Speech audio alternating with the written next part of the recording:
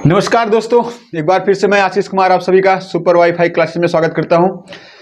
I hope दोस्तों आप लोगों को क्लासेज अच्छी लग रही होंगी लगातार, और आप लोग नोट्स बना रहे होंगे। और आपको एक दिन क्या किया जाएगा, महीने के अंत में जितना आपको पढ़ाया गया रहेगा आपको एक बार पूरा का पूरा रिवाइज कराया जाएगा दोस्तों। तो आपको क्या करना है कि डेली इसका जो है नोट्स बनाते जाइएगा और आप अपनी तैयारी को लगातार मजबूत करते जाइएगा। चलिए ज़्यादा बातें न करते हुए अगली क्लास को शुरुआत करते हैं। देखते हैं पहला सवाल क्या है।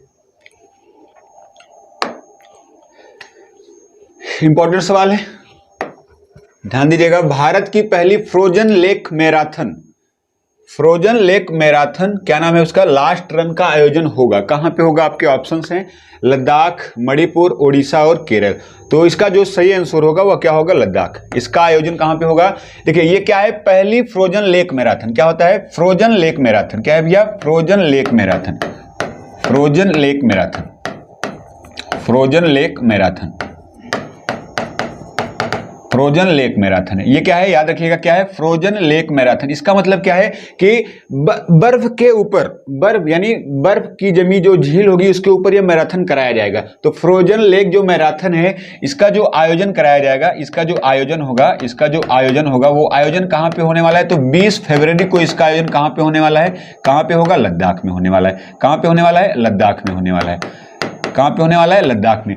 इंपॉर्टेंट सवाल है। फ्रोजन लेक मैदान का मतलब क्या है कि लेक जमी हुई है, बर्फ से जमी हुई है, उसके ऊपर जो प्रतियोगिता कराई जाएगी, दौड़ने की जो प्रतियोगिता कराई जाएगी उसी का नाम क्या है? Frozen lake marathon. अगर बात करें इसका जो व्यवस्थापक है, मतलब इसका आयोजन किसके द्वारा कराया जा रहा है, तो इसका जो व्यवस्थापक है, इसका जो इसको व्यवस्था करने की जो जिम्मेदारी दी गई किसे दी गई है? आईटीबीपी। किसे दी गई है? आईटीबीपी को दी गई है, इंडो तिब्बत बॉर्डर पुलिस। तो इसको दी गई है। और आप सभी को याद होगा कि आईडीपीपी जो है इसी की स्थापना कब हुई थी? 1962 में हुई थी। कब हुई थी? 1962 में हुई थी। और इसी ने हाल ही में जो आइस हॉकी चैंपियनशिप है, आइस हॉकी चैंपियनशिप जो हुई है, आइस हॉकी चैंपियनशिप जो हुआ है, कौन से क्रम का हुआ है? तो 12वें क्रम का जो हुआ है, इसको जीता किसने? इसको किसने जीता है? तो आईटीबीपी। और आपको याद होना चाहिए कि इसके वर्तमान प्रमुख कौन है? इसके वर्तमान प्रमुख है अनीश दयाल सिंह। क्या नाम है? अनीश दयाल सिंह। क्या नाम है? अनीश दयाल सिंह। जो इसके वर्तमान अध्यक्ष हैं इनका नाम क्या है? अनीश दयाल। इंपॉर्टेंट रहेगा, याद कर लीजिएगा। अनीश दयाल सिंह क्या है? आईटीबीपी के वर्तमान अध्यक्ष। स्थापना कब हुई? याद रखिएगा 1962 में स्थापना होती है। और आइस हॉकी चैंपियनशिप जो हुआ है ये भी कहां पे हुआ है? आपका लद्दाख में हुआ है। और कौन से क्रम का हुआ है? 12वें। और जीता कौन है? किसने जीता है? तो आईटीबीपी ने जीता है। और जो इसका जो आयोजन कराएगा वो किस झील के ऊपर कराया जाएगा? किस झील के ऊपर कराया जाएगा? तो इस झील का नाम है, उस झील का नाम है पैगोंग झील। क्या नाम है? पैगोंग झील। क्या है? पैगोंग झील। इसके बारे में याद रखिएगा, पैगोंग झील के ऊपर कराया जाएगा विश्व में सर्वाधिक ऊंचाई पर। ध्यान सुनिएगा, विश्व में सर्वाधिक ऊंचाई पर बर्फ से जमी हुई झील का नाम क्या है? पैगोंग झील। सबसे ऊंची झील नहीं, सबसे ऊंचाई पर स्थित बर्फ से जमी हुई झील का नाम क्या है? पैगोंग झील। सर्वाधिक ऊंचाई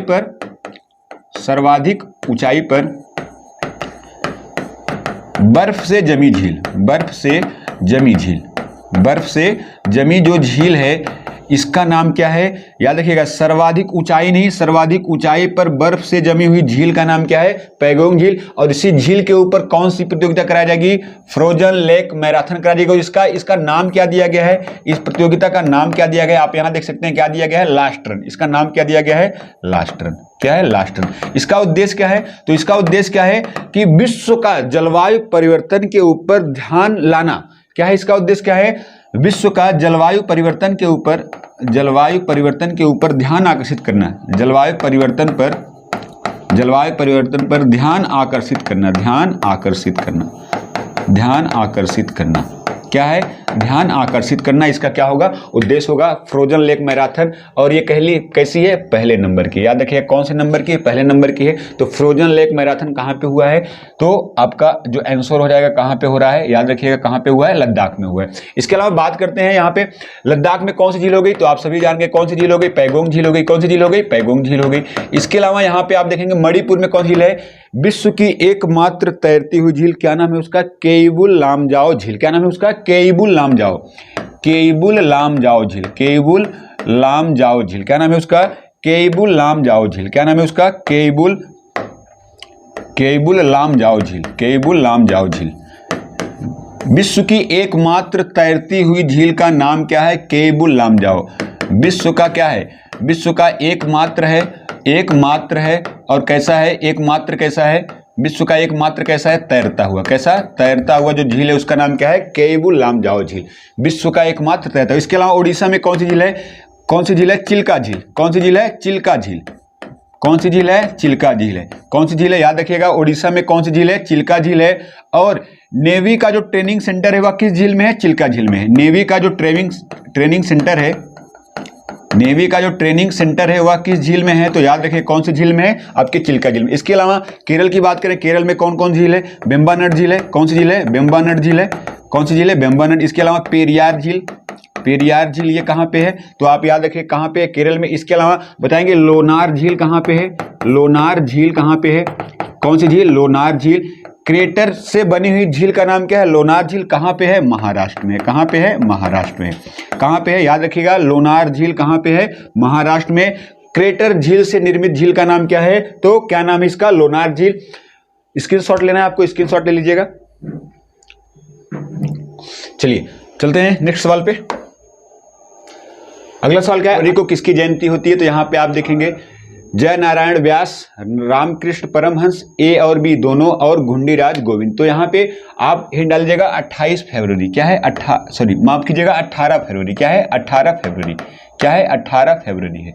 18 फरवरी को यहाँ पे आप देखेंगे दो लोगों की जयंती है। किसकी किसकी जयंती है? तो यहाँ पे एक लोग हैं जय नारायण व्यास। क्या नाम है? जय नारायण व्यास। क्या नाम है इनका? जय नारायण व्यास। जय नारायण व्यास। क्या नाम है? जय नारायण व्यास। इसके अलावा एक व्यक्ति कौन है? रामकृष्ण परमहंस। कौन है? रामकृष्ण परमहंस। कौन है? रामकृष्ण परमहंस। क्या नाम है इनका? रामकृष्ण परमहंस।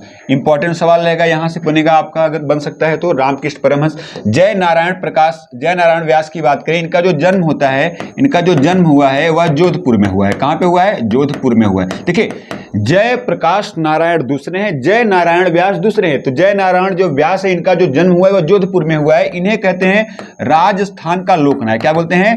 राजस्थान का लोकनायक बोलते हैं। क्या बोलते हैं? राजस्थान का लोकनायक इन्हें कहा जाता है। इनकी एक बड़ी फेमस पत्रिका है, 1936 में इन्होंने एक पत्रिका का संपादन किया था, अखंड भारत पत्रिका। कौन सी है?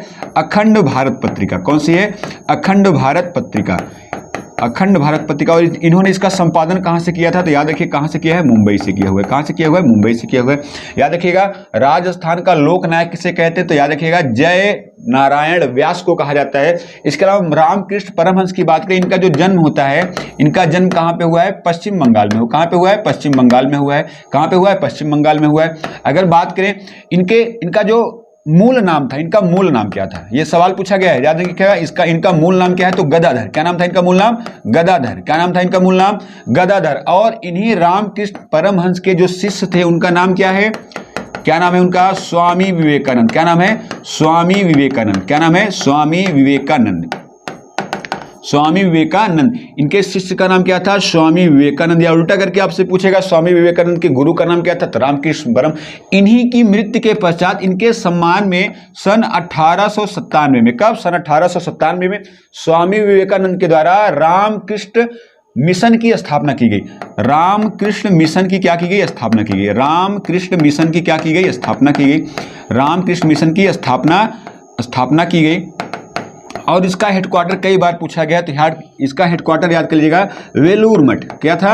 वेलूर मठ। कौन सा मठ है? वेलूर मठ है। इंपॉर्टेंट सवाल रहेगा, वेलूर मठ कहां पड़ेगा? तो ये भी कहां पड़ता है? कोलकाता में। इसके अलावा 1897 में किस मिशन की स्थापना होती है? रामकृष्ण मिशन। किसके द्वारा? स्वामी विवेकानंद के द्वारा। और रामकृष्ण का मूल नाम क्या है? गदाधर। क्या नाम है? मूल। और अगर आप बात की जाए स्वामी विवेकानंद जी का मूल नाम क्या था, तो इनका मूल नाम क्या है? तो इनका मूल नाम क्या है? नरेंद्र नाथ दत्त। क्या है? नरेंद्र नाथ दत्त। नरेंद्र नाथ दत्त। इनका मूल नाम क्या है? नरेंद्र नाथ दत्त। इंपॉर्टेंट सवाल है, इनका मूल नाम क्या है? नरेंद्र नाथ दत्त। इसके अलावा आप यहां पे देखेंगे घुंडीराज गोविंद। घुंडीराज गोविंद। तो आपका जो इसका सही आंसर होगा, तो इसका जो सही आंसर हो जाएगा 18 फरवरी को किसकी किसकी जयंती है? तो यहाँ पे ए और बी दोनों हो जाएगा। आप यहाँ देखेंगे घुंडीराज फाल्के, जो इनका जन्म हुआ है, इनका जन्म हुआ है कहाँ पे हुआ है? 1870 में इनका जन्म कहाँ पे हुआ है? नासिक में हुआ है। कहाँ पे हुआ है? नासिक में हुआ है। अगर बात करते हैं घुंडीराज फाल्के को भारतीय सिनेमा जगत का पितामह किसे कहते हैं? घुंडीराज फाल्के। भारतीय फिल्म का पितामह, भारतीय फिल्म का पितामह, भारतीय फिल्म का पितामह किसे कहा जाता है? पितामह किसे कहा जाता है? याद रखिएगा, भारतीय फिल्मों का पितामह किसे कहते हैं? गोविंदराज, घुंडीराज गोविंद दादा साहब फाल्के। इनका नाम, इनका और नाम क्या है? दादा साहब। इन्हीं को क्या कहते हैं? दादा साहब फाल्के कहते हैं। क्या कहते हैं? दादा साहब फाल्के कहते हैं। क्या कहते हैं? दादा साहब फाल्के। इन्हीं के द्वारा भारत की पहली मूवी 1913 में फर्स्ट मूवी बनाई। क्या नाम था उसका? राजा हरिश्चंद्र। क्या नाम था? राजा हरिश्चंद्र। राजा हरिश्चंद्र, राजा हरिश्चंद्र बनाई। इन्हीं इस मूवी की कहानी को लिखा भी इन्होंने था। उसके बाद इनको डायरेक्ट भी किसने किया था? घुंडीराज फाल्के ने। इसीलिए भारतीय फिल्म का पितामह किसे कहते हैं? घुंडीराज गोविंद फाल्के को कहा जाता है। और ये कब बनी थी? 1913 में। उसके अलावा ये कैसी फिल्म थी? मूक फिल्म थी। कैसी फिल्म थी? मूक फिल्म थी। केवल दृश्य का प्रदर्शन किया गया, आवाज इसमें नहीं थी। कब बनाई गई? 1913 में। इसीलिए इनके सम्मान में, इन्हीं के सम्मान में 1969 से कौन सा पुरस्कार दिया जाता है? याद रखिएगा, दादा साहब फाल्के पुरस्कार। दादा साहब फाल्के पुरस्कार दिया जाता है। दादा साहब फाल्के पुरस्कार भारतीय सिनेमा का सबसे बड़ा पुरस्कार कौन सा होता है? दादा साहब फाल्के पुरस्कार होता है। कौन सा पुरस्कार जीता है? दादा साहब 1969 में दादा साहब फाल्के पुरस्कार दिया जाता है। और इसको फर्स्ट बार किसको मिला था? 1969 में। किसे मिला? देविका रानी। किसे मिला?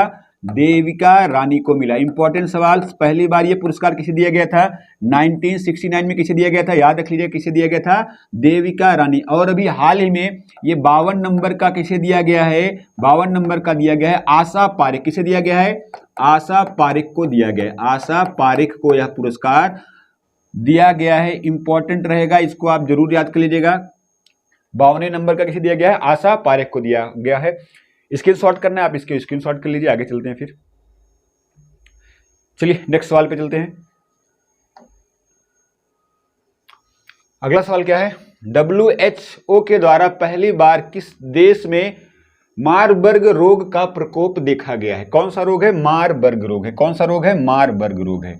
तो पहले तो देखते हैं ये है तो होता क्या है? मारबर्ग रोग। तो देखिए, इसका एक नाम और है। इसका अन्य नाम क्या है? इसका अन्य नाम क्या है? रक्तस्रावी बुखार। क्या बोलते हैं? रक्तस्रावी बुखार बोलते हैं। रक्तस्रावी बुखार। क्या बोलते हैं? रक्तस्रावी बुखार बोलते हैं। क्या बोलते हैं? रक्तस्रावी बुखार इसको बोला जाता है। इसके अलावा अगर बात करें, जो मारबर्ग रोग होता है ये कैसा बीमारी होता है? ये होती है जूनोटिक डिजीज। जूनोटिक डिजीज का मतलब क्या होता है? ऐसी बीमारियां जो जानवरों के द्वारा इंसानों में जाती है, उन्हें क्या बोलते हैं? जूनोटिक डिजीज बोला जाता है। क्या बोलते हैं? Zoonotic disease. क्या बोलते हैं? जूनोटिक बीमारियां बोला जाता है। तो कैसी बीमारी है? जूनोटिक बीमारी है। और इसका जो ये किससे फैलता है? तो याद रखिए, किससे फैलता है? मनुष्यों में किससे फैलता है? तो चमगादड़ से। क्या फैलता है? चमगादड़। ये चमगादड़ पूरा दुनिया इधर उधर करके रख दिया है भैया। एक बार कोरोना आया, अब क्या आ रहा है? देख रहे हैं, मारबत जो रोग है यहाँ पे कहाँ शुरू किया गया है?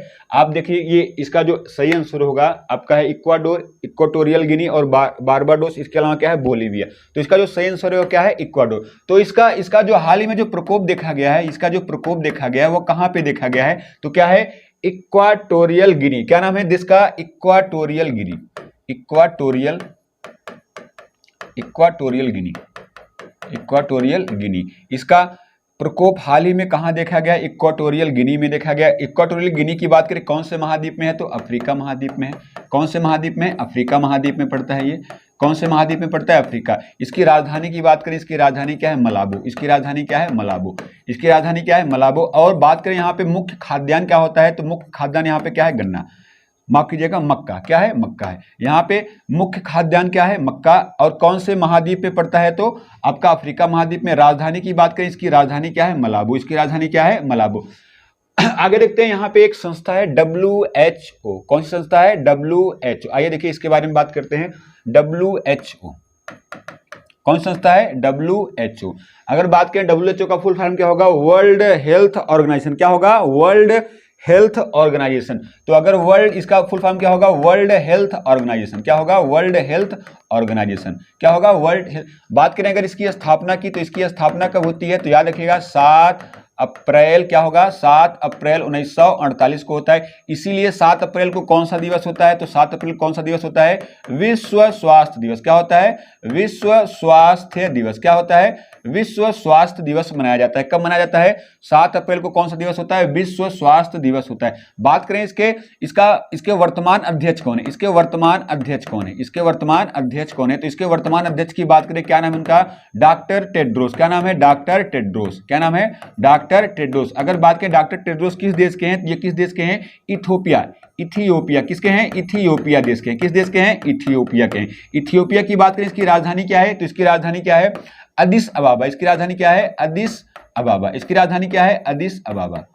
क्या है इसकी राजधानी? अदिस अबाबा। इथियोपिया की राजधानी क्या है? अदिस अबाबा। क्या है? अदिस अबाबा। इसके अलावा अगर बात करें इसमें क्या कोई भारतीय अध्यक्ष रह चुका है? तो हाँ, कौन रह चुका है? इसकी फर्स्ट भारतीय महिला अध्यक्ष। फर्स्ट भारतीय महिला अध्यक्ष। फर्स्ट भारतीय महिला अध्यक्ष कौन रह चुकी हैं? तो उनका नाम क्या है? राजकुमारी अमृता कौर। राजकुमारी, क्या नाम था? राजकुमारी अमृता कौर। ये आपके किस राज्य की हैं? तो याद रखिएगा, यूपी के कौन से जिले की थी? लखनऊ जिले की। कौन से जिले की थी? ये यूपी के लखनऊ जिले की थी। और स्वतंत्र भारत की पहली स्वास्थ्य मंत्री भी कौन थी? राजकुमारी अमृता कौर। स्वतंत्र भारत की फर्स्ट स्वास्थ्य मंत्री कौन रह चुकी हैं? राजकुमारी अमृता कौर। कौन रह चुकी हैं? राजकुमारी अमृता कौर रह चुकी हैं। अगर बात करें WHO का हेडक्वार्टर कहाँ पे? तो इसका हेडक्वार्टर कहाँ पे? आप सभी को पता है हेडक्वार्टर कहाँ पे है? जिनेवा में है। इसके अलावा जिनेवा में और किसका हेडक्वार्टर है? आप सभी को याद होना चाहिए। ILO का हेडक्वार्टर कहाँ है? जिनेवा में है। WTO का हेडक्वार्टर कहाँ है? जिनेवा में। रेड क्रॉस का हेडक्वार्टर कहाँ पे? जिनेवा में है। ILO की स्थापना आपको पता होना चाहिए 1919 में, WTO की 1995 में होती है, रेड क्रॉस की कब होती है? 1863 में होती है। इसके अलावा देखिए यहाँ पे और 3 देश जो हैं, इक्वाडोर, बारबाडोस और बोलिविया। चलिए मैं एक मैप लेकर वहां पे आप देखते हैं ये देश कहाँ कहाँ पे पड़ते हैं और उनके बारे में क्या क्या आपको जानना जरूरी है। चलिए स्क्रीनशॉट लेना है आपको, स्क्रीनशॉट ले लीजिए।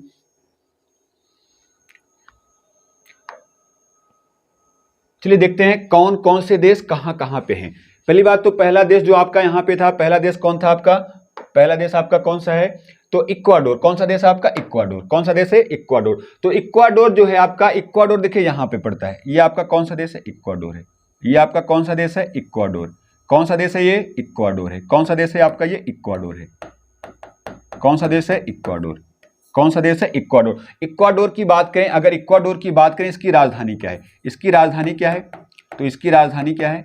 तो इसकी राजधानी क्या है? क्विटो। क्या है? क्विटो। इसकी राजधानी क्या है? क्विटो। अगर बात करें यहाँ पे 2 फेमस ज्वालामुखी पर्वत है जी, माउंट चिम्बराजो, इसके अलावा एक है माउंट कोटोपैक्सी। कौन सा है? चिम्बराजो और कौन सा है?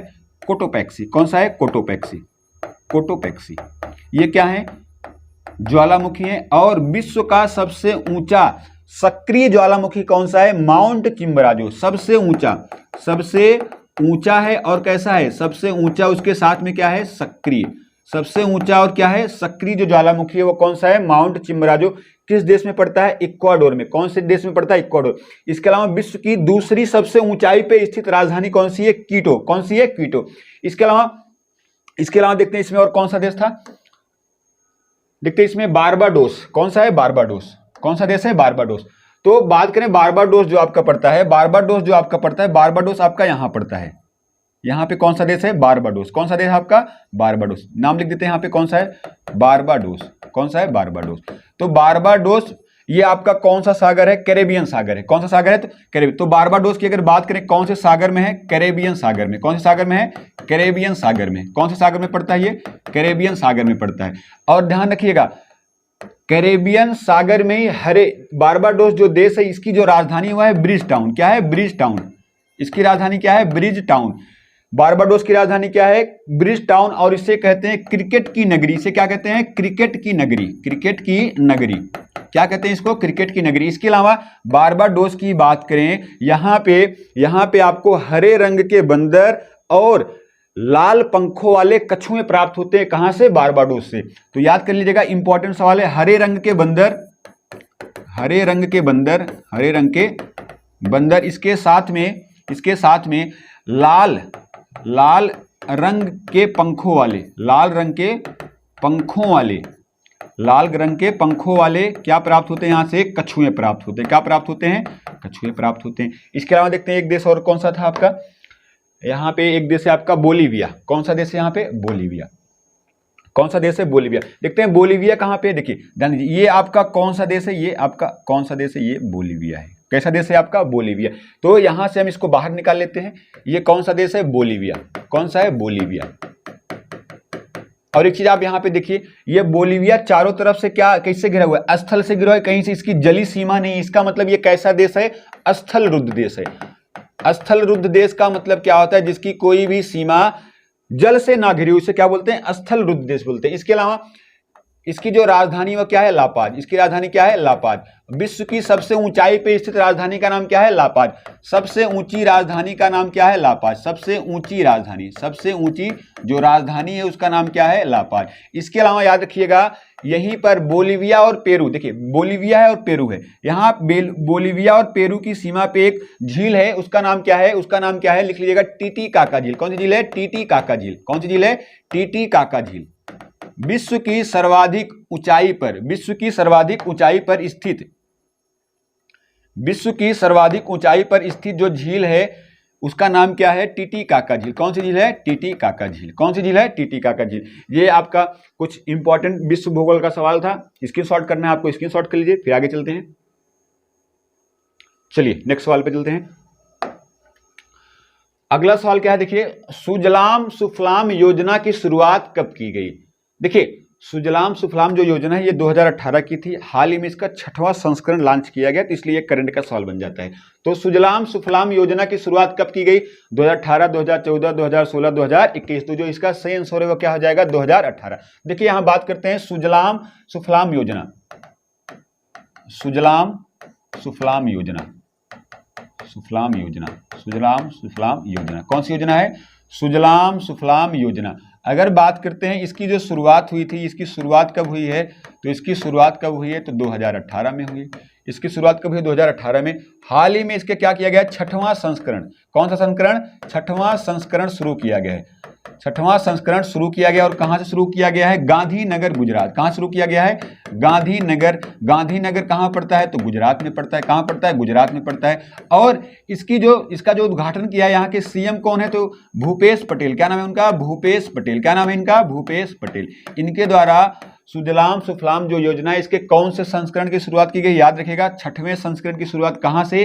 गांधीनगर। गांधीनगर कहां पड़ता है? गुजरात। और यहाँ के सीएम कौन है? तो याद रखिएगा, सीएम कौन है यहाँ के? भूपेश पटेल। अगर हम आपसे पूछे जो पेड़ पौधे जो जल अवशोषित करते हैं, उस जल को क्या बोलते हैं? पेड़ पौधे जो अपनी जड़ों के द्वारा जो जल को अवशोषित करते हैं उसे कौन सा जल बोलते हैं? तो पेड़ पौधे जो जल अवशोषित करते हैं उसे बोलते हैं केशिका जल। क्या बोलते हैं? पेड़ पौधे जो जल अवशोषित करते हैं उसे क्या बोलते हैं? कौन सा जल बोलते हैं? केशिका जल। क्या बोलते हैं? केशिका जल बोलते हैं। क्या बोलते हैं? केशिका जल बोलते हैं। क्या बोलते हैं? केशिका जल बोला जाता है। और देखिए, अगर सुजलाम सुफलाम योजना की बात करें, इसका उद्देश्य क्या होगा? इसका उद्देश्य क्या है भैया? इसका उद्देश्य क्या है? तो इसका उद्देश्य क्या है? वर्षा के जल का संरक्षण, वर्षा के जल का क्या करना? संरक्षण करना। क्या करना? संरक्षण करना। इसके बाद भूमि के जो जल स्तर है उसमें क्या करना? सुधार करना। जल स्तर में क्या करना? सुधार करना। जल स्तर में क्या करना? सुधार करना। तो ये इसके दो प्रमुख उद्देश्य हैं, वर्षा के जल का संरक्षण करना, जल स्तर के में क्या करना? सुधार करना। इसके अलावा अगर आपसे कहा जाए, ये सवाल कई बार पूछा गया, सबसे शुद्ध जल किसका होता है? तो वहां पे आपको ऑप्शन मिलता है, भूजल होता है, कुएं का जल होता है, तो उसमें ऑप्शन होता है वर्षा का जल। तो सबसे जो शुद्ध जल होता है, सबसे जो शुद्ध जल होता है, सबसे शुद्ध जल कौन सा माना जाता है? सबसे शुद्ध जल कौन सा माना जाता है? तो वर्षा का जल। कौन सा जल माना जाता है? वर्षा का जल माना जाता है। सबसे शुद्ध जल कौन सा माना जाता है? वर्षा का जल माना जाता है। इसके अलावा देखिए यहाँ पे 2014 दिया है, तो आप देखिए 2014 में कौन सी योजना है? पीएम जन धन योजना। पीएम जन धन योजना, पीएम जन धन योजना ये कब की है? तो 2014 की है। इसके अलावा 2016, 1 मई 2016, 1 मई 2016 को कौन सी योजना है? याद कर लीजिएगा, कौन सी योजना है? उज्ज्वला योजना। कौन सी योजना है? उज्ज्वला योजना। कौन सी है? उज्ज्वला योजना। उज्ज्वला योजना कब की है? 1 मई 2016 की है। कहां से शुरू की गई थी? बलिया, उत्तर प्रदेश। कहां शुरू की गई? बलिया, यूपी से शुरू की। कहां शुरू की गई? बलिया, यूपी से। 2021 में 10 अगस्त 2021, 10 अगस्त 2021 को कौन सी योजना शुरू की गई?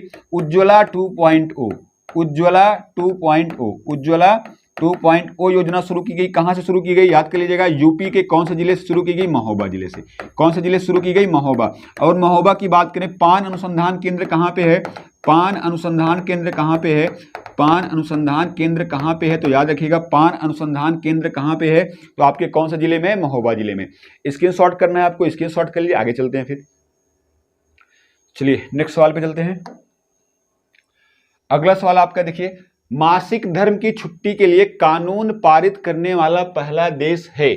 आपके ऑप्शंस क्या हैं, स्पेन है, स्वीडन है, नॉर्वे है और कौन है, मोरक्को है। तो जो आपका इस सही आंसर होगा वो क्या हो जाएगा, स्पेन हो जाएगा।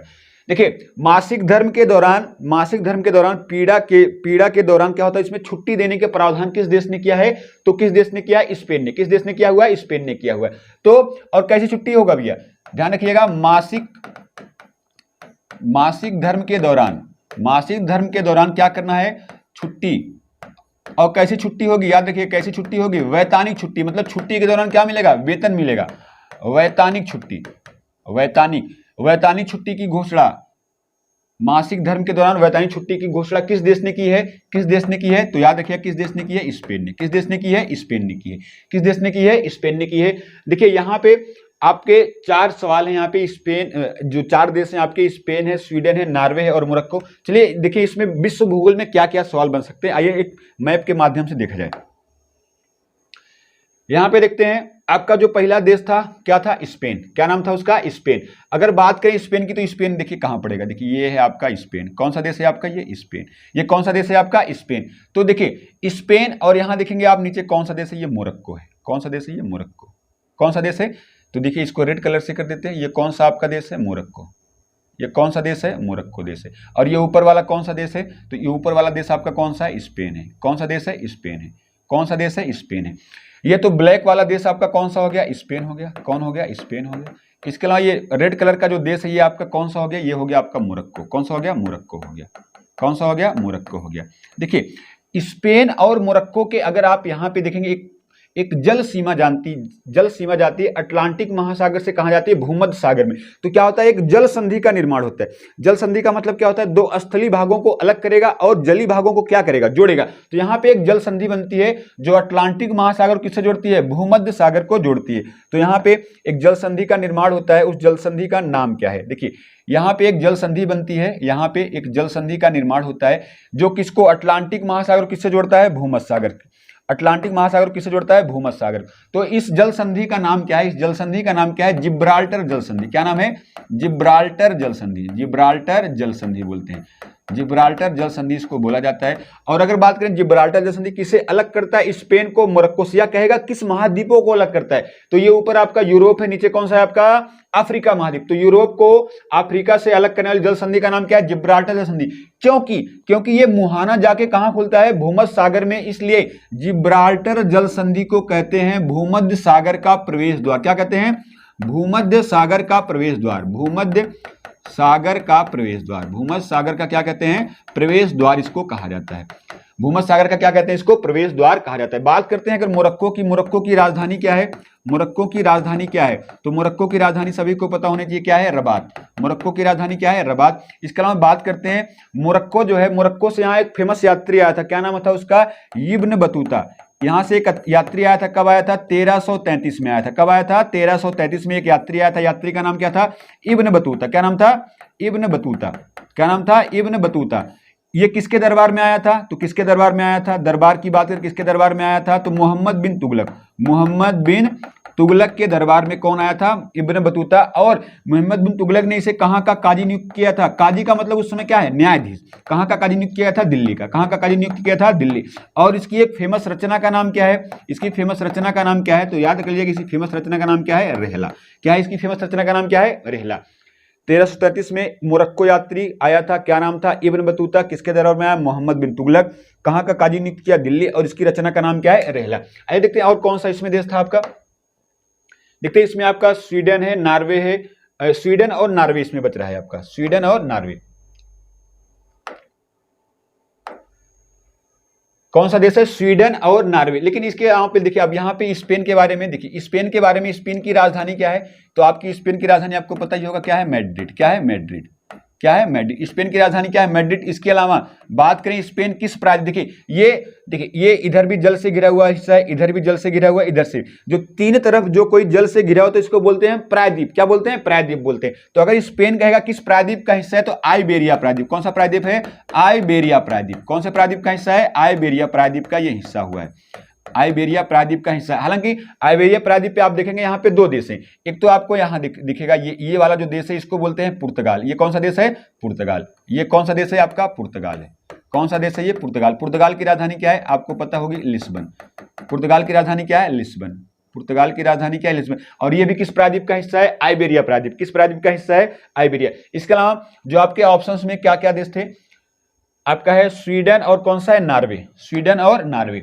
आइए देखते हैं स्वीडन और नॉर्वे कहाँ पे। देखो भी ये आपका जो देश है, ये वाला जो आपको देश दिख रहा है इस साइड में, ये कौन सा देश है? ये आपका कौन सा देश है? तो आपका ये है नॉर्वे। नॉर्वे के जस्ट आगे आप देखेंगे यहाँ पे हम लाल कलर कर देते हैं, ये कौन सा है? आपका स्वीडन। कौन सा है? स्वीडन। तो ये इसके आगे आप आएंगे कौन सा देश आपको मिलेगा? फिनलैंड। देखिए ये सबसे आगे वाला जो ब्लैक कलर का कर दे रहे हैं ये कौन सा देश, सॉरी ब्लैक कलर का इसको कर देते हैं, ये ब्लैक कलर में जो देश है ये कौन सा देश है आपका? ये आपका देश कौन सा है? ये आपका है नॉर्वे। कौन सा है? नॉर्वे। बाकी ये जो रेड कलर का जो देश आपको दिख रहा है ये कौन सा है? तो आपका है स्वीडन। ये कौन सा देश है? नॉर्वे। कौन सा देश है? नॉर्वे। कौन सा देश है? नॉर्वे। ये आपका कौन सा देश है? आपका है स्वीडन। कौन सा है? स्वीडन। कौन सा है? स्वीडन। स्वीडन की बात करें इसकी राजधानी क्या है? स्टॉकहोम है। क्या है? स्टॉकहोम है। क्या है? स्टॉकहोम है। स्वीडन की राजधानी क्या है? स्टॉकहोम है। इसके अलावा यहाँ पे नॉर्वे, नॉर्वे की राजधानी आपको सभी को पता होगा क्या है? ओस्लो। नॉर्वे की राजधानी क्या है? ओस्लो। नॉर्वे की राजधानी क्या है? ओस्लो। नॉर्वे की राजधानी क्या है? ओस्लो। और नॉर्वे की राजधानी ओस्लो में ही शांति का क्या दिया जाता है? नोबेल प्राइज दिया जाता है। शांति का नोबेल प्राइज कहाँ पे दिया जाता है? नॉर्वे की राजधानी ओस्लो में। और ओस्लो में ही अंतरराष्ट्रीय अम्लीय वर्षा सूचना केंद्र, क्या है? अंतरराष्ट्रीय अम्लीय वर्षा सूचना केंद्र। अंतरराष्ट्रीय अम्लीय वर्षा सूचना केंद्र आपका कहां पे है? अंतरराष्ट्रीय अम्लीय वर्षा सूचना केंद्र कहां पे है? नॉर्वे में है। कहां पे है? नॉर्वे में। इसके अलावा आप ये व्हाइट कलर का देख रहे होंगे, ये कौन सा द्वीप है? ये है ग्रीनलैंड। विश्व का सबसे बड़ा द्वीप, विश्व का सबसे बड़ा जो द्वीप है वो कौन सा द्वीप है? विश्व का सबसे बड़ा द्वीप कौन सा है? तो ग्रीनलैंड है। कौन सा है? ग्रीनलैंड है। चलिए आगे देखते हैं। आपको स्क्रीनशॉट करना होगा, स्क्रीनशॉट कर लीजिए, आगे चलते हैं। देखिए जैसा कि हमने आपको कहा है कि आपको यूपी पुलिस की लगातार मेरी तरफ से जितना कोशिश हो सकता है, जितना ज़्यादा से ज़्यादा आपके लिए हो सकता है मैं करूँगा। इसी क्रम में मैंने आपको कल थोड़ा मैं पढ़ाया था, आज थोड़ा पढ़ाऊँगा। इस तरह से धीरे धीरे जब तक मान लीजिए वैकेंसी अगर है तो आएगी ज़रूर, तो जब भी आएगी तो देखिए ऐसा नहीं हो सकता कि आप ये सोचिए कि वैकेंसी आ जाए फिर हम तैयारी करें, तब तो आप बहुत पीछे हो जाते हैं। गांव में देखते हैं ना, गांव में अक्सर क्या होता है कि जब वैकेंसी आती है तभी हम देखते हैं कि कोचिंग में लड़के भर जाते हैं। उसके पहले क्या होता है, सब इधर का उधर घूम रहे होते हैं। तो अब ये मत सोचिए कि आप इतने तेज हो गए हैं कि आप 2 महीने में जाके तुरंत निकाल लेंगे, तो ऐसा नहीं है। आपसे पहले कुछ लोग तो पढ़ रहे हैं और वैकेंसी आती है सीमित।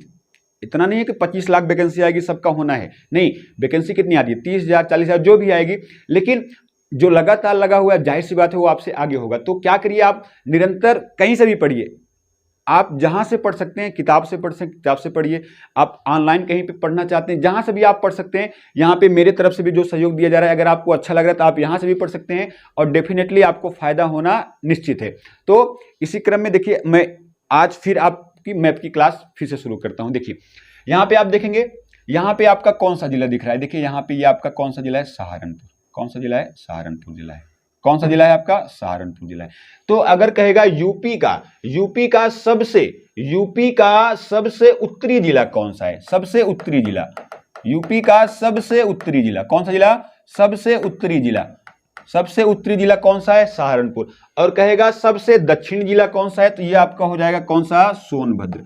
सबसे दक्षिणी जिला, ये आपका कौन सा जिला है, ये आपका कौन सा जिला है, यहाँ पे सहारनपुर। कौन सा जिला है आपका, सहारनपुर। सबसे दक्षिणी जिला कौन सा हो जाएगा, सबसे दक्षिणी जिला कौन सा हो जाएगा आपका हो जाएगा सोनभद्र। इसके अलावा ये आपका है सोनभद्र। इसके अलावा आप देखेंगे यहाँ पे एक जिला है शामली, इसके आप नीचे देखेंगे ये आपका जो नीचे इधर इस साइड का जो जिला है, इधर आगे का जो जिला है ये कौन सा है, शामली।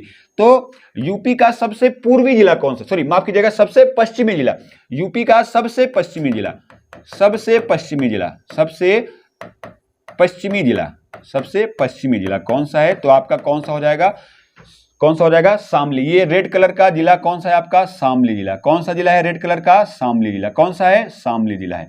कौन सा जिला है आपका, रेड कलर का शामली जिला। ये आप ब्लैक कलर में जो देख रहे हैं ये कौन सा जिला है आपका, तो ये कौन सा जिला है, ब्लैक कलर का जो जिला है कौन सा जिला है आपका, ये सहारनपुर। कौन सा जिला है, सहारनपुर जिला है। कौन सा जिला है आपका, सहारनपुर जिला है। तो सबसे उत्तर में सहारनपुर, सबसे पश्चिम में कौन सा जिला है आपका, शामली जिला है। सबसे दक्षिण में जिला कौन सा है, आप देख सकते हैं यहाँ पे कौन सा जिला है, ये आपका सोनभद्र जिला है। कौन सा जिला है आपका, सोनभद्र जिला है। कौन सा जिला है आपका, सोनभद्र। इसके अलावा सबसे पश्चिमी हो गया तो सबसे पूर्वी जिला भी होगा। आप यहाँ पे ध्यान दीजिएगा, ये जो बाहर निकला हुआ जिला है ये कौन सा जिला है आपका, ये आप देख सकते हैं यहाँ से ये क्रॉस किया है, ये आपका जो जिला है ये इस तरह से है। ये कौन सा जिला है आपका, बलिया जिला है। कौन सा जिला है ये आपका, रेड कलर कर देते हैं इसको, ये कौन सा जिला है आपका, तो कौन सा जिला है आपका, ये बलिया जिला है। कौन सा जिला है, बलिया जिला है। नोट्स बनाते जाइएगा, नोट्स बिल्कुल बनाते जाइएगा। जब वैकेंसी आने के बाद ये आपको फटाफट केवल रिवीजन कराया जाएगा। अभी तो आपको विस्तृत पढ़ाया जाएगा, विस्तृत आपको पढ़ाया जाएगा। इसके बाद जैसे ही वैकेंसी वगैरह आती है तो आपका फटाफट क्या कराया जाएगा, रिवीजन कराया जाएगा। तो लगातार आप लिखते रहिए, ऐसा नहीं कि बहुत अच्छे से नोट्स बनाइए, लिखिए और उसको याद करिए। अब आप बहुत अच्छा लिख लीजिए, बहुत अच्छी आपकी राइटिंग है, आपके दिमाग में खोपड़ी में कुछ नहीं है तो क्या मतलब है उसका। तो आप ऐसा करिए, आप अगर अच्छा नहीं लिख पा रहे हैं कोई बात नहीं, लेकिन ऐसा लिखिए कि आप स्वयं पढ़ लें और उसको आप याद कर सके कैसे भी करके। तो ये कौन सा आपका जिला है, ये सबसे पूर्वी जिला होगा, माफ कीजिएगा ये सबसे पश्चिमी जिला होगा, ये सबसे पूर्वी जिला हो गया।